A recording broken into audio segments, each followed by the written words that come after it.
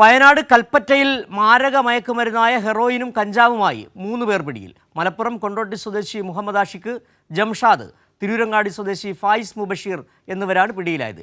ഇവരിൽ നിന്നും 1 gram ഹെറോയിനും 50 gram കഞ്ചാവും കണ്ടെടുത്തു. ഓപ്പറേഷൻ ക്ലീൻ സ്ലേറ്റിന്റെ ഭാഗമായി കൽപ്പറ്റ എക്സൈസ് നടത്തിയ വാഹന പരിശോധനയിലാണ് ഇവർ പിടിയിലായത്. കൂടുതൽ വിവരങ്ങൾ ജോഷില നൽകും. ജോഷില,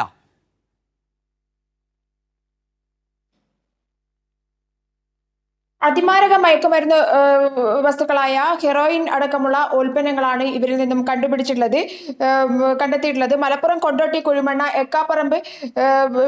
എക്കാപ്പറമ്പ് സ്വദേശി മുസ്ലിയാരകത്ത് വീട്ടിൽ മുഹമ്മദ് ആഷിഖ്, തിരൂരങ്ങാടി പള്ളിക്കൽ കുറുന്തല പാലക്കടണ്ടി പറമ്പ് വീട്ടിൽ ഫായിസ് മുബഷീർ എന്നിവരെ തുടങ്ങി 4 പേരെയാണ് പിടികൂടിയിരിക്കുന്നത്. എന്തായാലും മയക്കുമരുന്ന് വേട്ടയുമായി ബന്ധപ്പെട്ട് എക്സൈസും പോലീസും നടത്തിയ തിരച്ചിലാണ് ഇവർ പിടിയിലായിരിക്കുന്നത് എന്നുള്ളതാണ്. ഓപ്പറേഷൻ സക്സസ് ആയിക്കൊണ്ടിരിക്കുകയാണ് എക്സൈസ് വകുപ്പിന്റെയും അതുപോലെ തന്നെ പോലീസിന്റെയും എന്നുള്ളതാണ് ഏറ്റവും പുതിയ ഉദാഹരണം കൂടിയാണ്. വൻതോതിലാണ് ഈ അടുത്ത കാലത്തായി വയനാട് നിന്നും കൽപ്പറ്റ അതുപോലെ തന്നെ മാനന്തവാടി ഭാഗത്തു നിന്നും ഇത്തരത്തിൽ മയക്കുമരുന്ന് കഞ്ചാവ് വേട്ടയിൽ നിരവധി പേരെ പിടികൂടിക്കൊണ്ടിരിക്കുകയാണ്. ഈ ഒരാഴ്ചക്കിടയിൽ തന്നെ നിരവധി പേരെയാണ് ഇത്തരത്തിൽ പിടികൂടിയിരിക്കുന്നത് എന്നുള്ളതാണ്.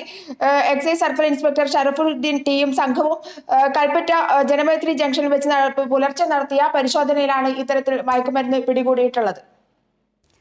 ശരി, ജോഷിലയാണ് വയനാട്ടിൽ നിന്നുള്ള വിവരങ്ങൾ നൽകിയത്. വയനാട്ടിൽ 3 പേരെ ലഹരി വസ്തുക്കളുമായി പിടികൂടി.